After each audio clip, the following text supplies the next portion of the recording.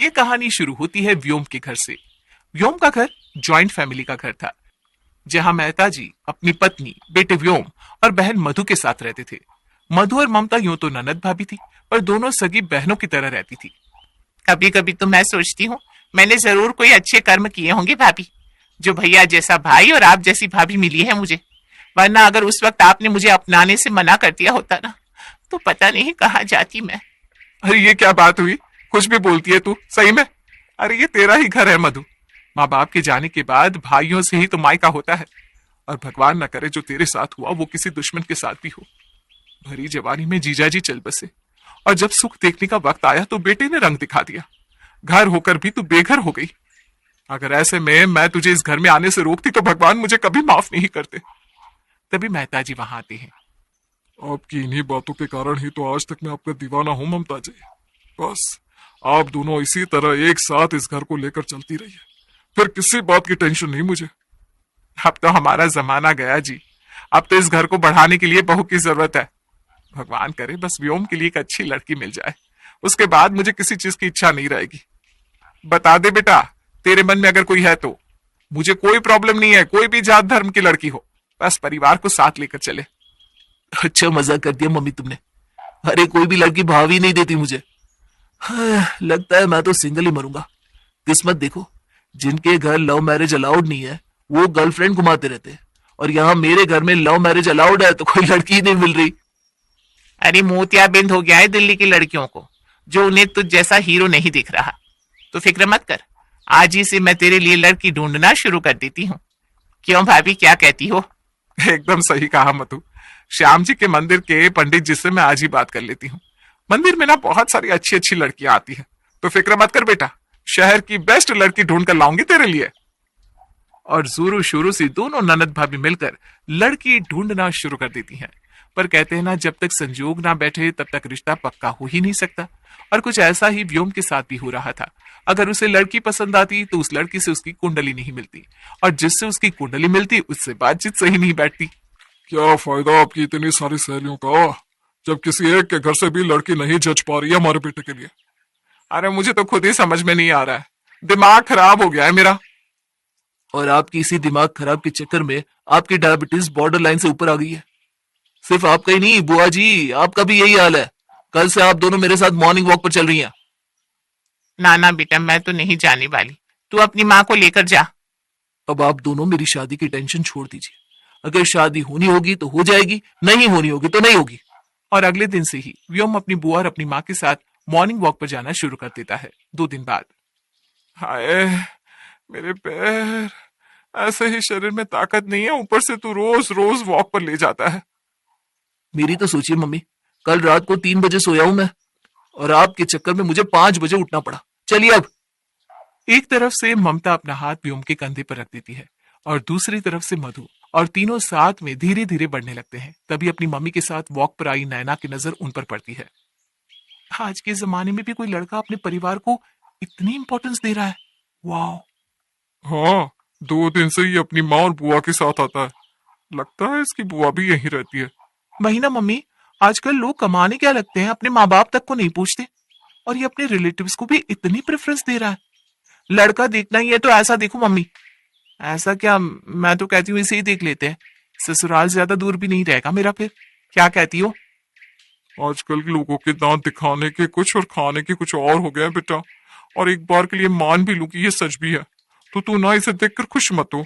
आजकल देख रही हूं मैं, ये लड़का अपने बुआ और माँ दोनों को लेकर यहाँ आता है, यानी कि इसकी बुआ यहीं रहते हैं।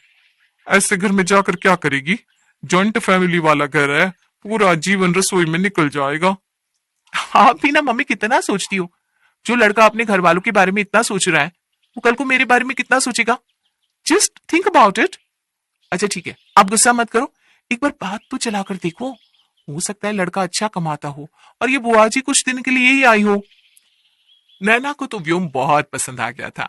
नैना इस बात को अपने घर पर बताती है, और नैना के पिता व्योम के परिवार वालों से इस बारे में बात करते हैं। हमें कैसी आपत्ति होगी प्रणव जी, पार्क में आती है नैना तो हमने जरूर देखा होगा, पर वो क्या है ना, गौर नहीं किया होगा। वैसे व्योम बेटा करता क्या है? हम लोगों का ना कैटल फूड का बिजनेस है, पहले इसके पापा जी संभालते थे, अब व्योम संभालता है। पूरे इलाके में कैटल फूड सिर्फ और सिर्फ हम ही भेजते हैं, तो पैसों की तो कोई दिक्कत नहीं है। साल में 2 बार तो खुद ही व्योम फॉरेन टूर करता है, तो नैना को तो किसी चीज की बंदिश होगी ही नहीं।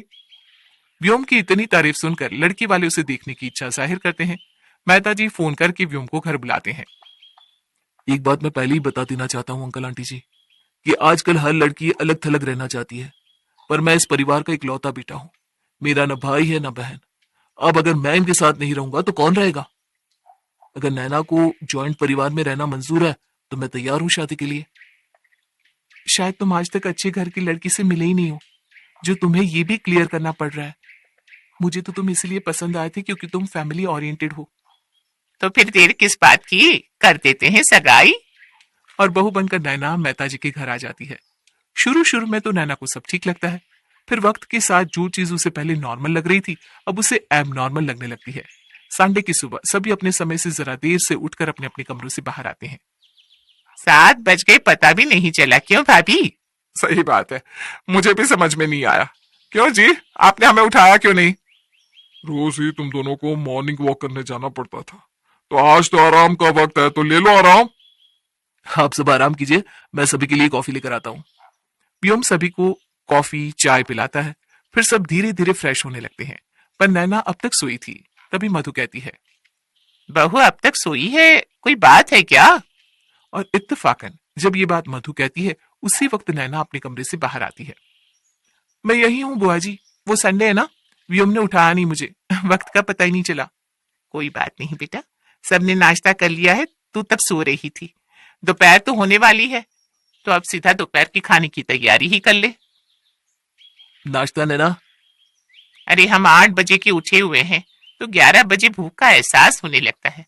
बहू तो अभी उठ रही है, उसे कहाँ भूख लग जाएगी इतनी जल्दी? क्यों बेटा, ऐसे ही गर्मी का वक्त है, ज्यादा खाने से ना अनपच हो जाएगी।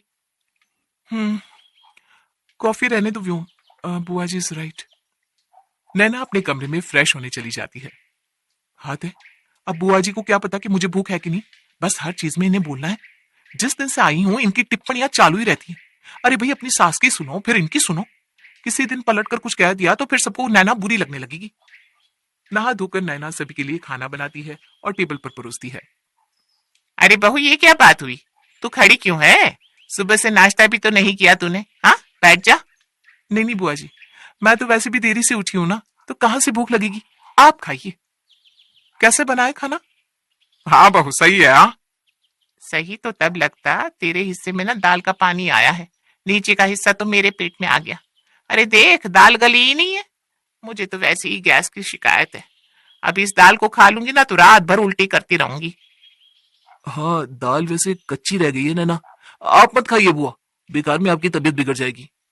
ये सुनकर नैना का मूड और खराब हो जाता है। वो अपने किचन में जाकर अपनी माँ को फोन लगाती है। पिछले 1 महीने से सब कुछ बर्दाश्त कर रही हूँ मम्मी। पहले मुझे लगता था कि ठीक है, अकेली औरत है, पति नहीं है, बच्चे नहीं है, किसे बोलेगी। अरे भाई ठीक है, मेरा पति तुम्हें अपनी माँ का दर्जा दे रहा है, तो तुम भी तो हमें बच्चों जैसा मानो। हर चीज में कुछ न कुछ बोलना है। अब बताओ, सुबह की भूखी हूं मैं, दाल बनाई तो कहती है दाल कच्ची है। मेरे सास ससुर जब मुझे कुछ नहीं कह रहे तो फिर ये कौन होती है कहने वाली? और उनके कहने के बाद फिर व्योम को शय मिल जाती है। अब तो मुझे लगता है मेरे और व्योम के बीच में बहसा बहसी हो जाएगी इस कारण। अरे मम्मी कुछ बोलो ना। अरे मैं क्यों कुछ बोलूं, तू तो अपनी मर्जी से शादी करके गई थी ना उस घर में। कितना मना किया था मैंने, पर नहीं, परिवार का प्यार दिख रहा था तुझे। बचपन से तू हम 2 लोगों के बीच में रही है, मुझे पता था तू नहीं कर पाएगी एडजस्ट। इस जॉइंट फैमिली के टंटों को मैं अच्छे से जानती हूँ। जॉइंट फैमिली में शादी होकर आई थी ना मैं, दिन भर रसोई में खड़े रहना पड़ता था। गर्मियों में लाई से सारा बदन भर जाता था, पर ना जेठानी ना देवरानी ना ननद कोई पूछने नहीं आता था। जब होता था बस जाकर मेरी सास को मेरी चुगली कर देती थी। तेरे पैदा होते होते तो सब अलग हो गए थे, इसलिए ना तुझे उन नखरों का अंदाजा ही नहीं है। अगली रात व्योम के साथ डेट पर जाने के लिए अपने कमरे से नैना ब्लैक कलर का गाउन पहनकर बाहर आती है। कैसी लग रही हो मम्मी जी? 1 नंबर बेटा, 1 नंबर। क्या मधु, अच्छी लग रही है ना नैना? अच्छी तो लग रही है, पर बेटा काला रंग, एक तो इतने दिनों बाद तुम दोनों बाहर जा रहे हो, उसमें भी काला रंग अच्छा नहीं होता बेटा, लाल पीला पहन लो। पर आज नैना बोल पड़ती है। इतने दिनों से सुन रही हूं मैं, समझती नहीं हो क्या कि आपका इंटेंशन क्या है बुआ जी? सच कहिए ना, आपको मेरा ये गाउन पहनना पसंद नहीं आया। आपको तो चाहिए कि आपकी बहू दिन भर घूंघट में रहे। अरे बेटा तू गलत समझ रही है, ऐसी कोई बात नहीं है। ऐसी ही बात है बुआ जी, बहुत बर्दाश्त कर लिया मैंने। पहले तो मैंने सोचा था कि ये घर में एकता है, सब साथ में रहते हैं, कितना अच्छा होगा यहाँ रहना, पर गलत थी मैं।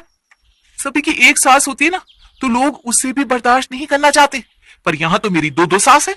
और जब मेरी अपनी सास को प्रॉब्लम नहीं है मेरे पहनावे से, तो आप होती कौन है?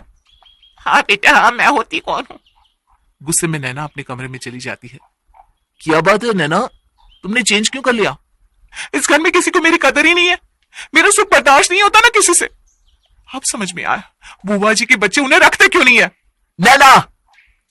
व्योम और नैना के कमरे से चीखने चिल्लाने की आवाज सुनकर सभी उनके कमरे में पहुंचते हैं। क्या बात हो गई? इतनी रात में क्यों तुम दोनों ऐसे चिल्ला रहे हो? और व्योम, बहू पर क्यों चिल्लाए तुम? क्योंकि वही हो गया जिस चीज का डर था पापा। नैना को बुआ खटक रही है। चुप हो जा व्योम, बात मत बढ़ा। आप ही ने तो सब किया है, चली क्यों नहीं जाती अपने घर? गुस्से में नैना मधु के बेटे और बहू को फोन लगाती है। बात बहुत बिगड़ जाती है। अब आए दिन घर का माहौल खराब ही रहने लगता है। फिर एक शाम मधु सभी से कहती है, तुम बहू से नाराज मत हो व्योम, कहते हैं ना जो होता है अच्छे के लिए होता है। गुस्से में बहू ने प्रेम से मुझे ले जाने को कहा, और अब प्रेम सच में मुझे ले जाने स्टेशन आ रहा है। सब तेरे कारण हुआ है बहू, जीती रहे। अब मैं अपने पोते पोतियों के साथ खेल पाऊंगी। मैं चलता हूँ बुआ जी आपको स्टेशन छोड़ने। अरे नहीं नहीं बेटा, वो क्या है ना, प्रेम तुमसे नजर नहीं मिला पाएगा, तो टेंशन मत ले, स्टेशन तो पास ही में है, ऑटो से चली जाऊंगी मैं। अपनी बुआ सास को जाता देख नैना की खुशी का ठिकाना नहीं रहता।